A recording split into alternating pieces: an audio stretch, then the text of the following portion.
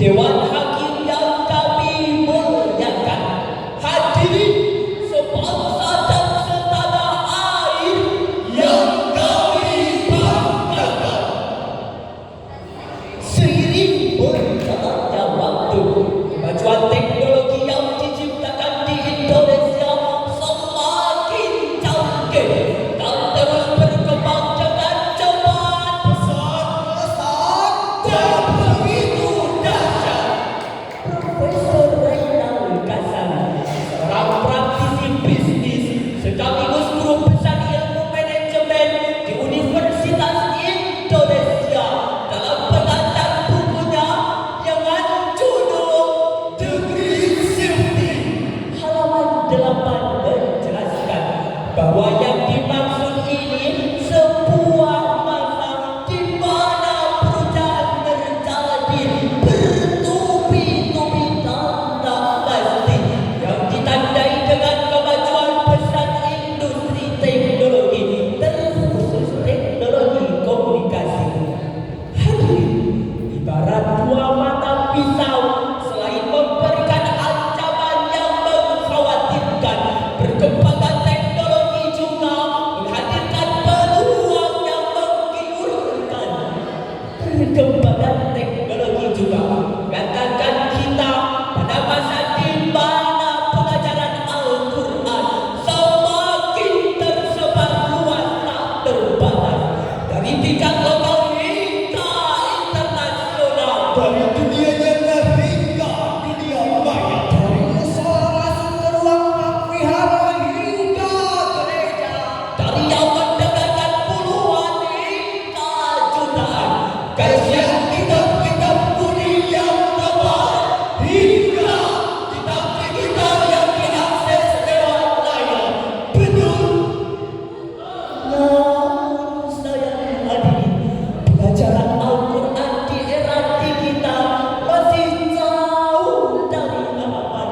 Masih banyak dai-dai yang gagal teknologi, sehingga ruang media digital diisi oleh konten-konten seperti tayangan pornografi dan porno aksi, ragam berita kontroversi, ancaman hoax dan provokasi, hingga penyebaran ideologi yang dapat mengikis jati diri generasi muda bangsa ini.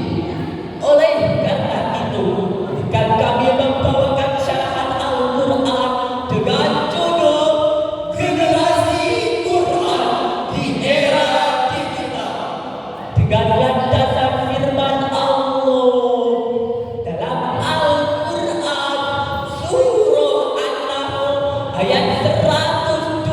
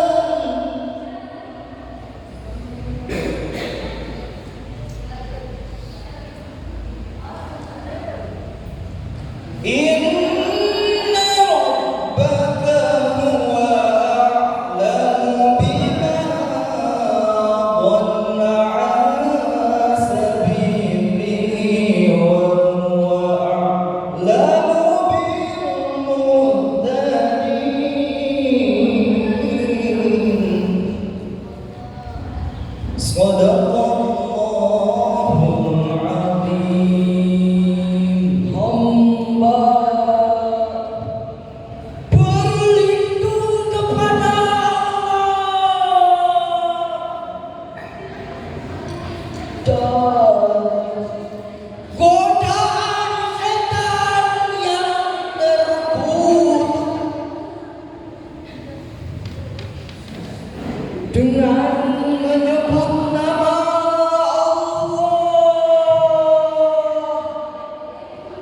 yang maha pengasih lagi maha penyayang.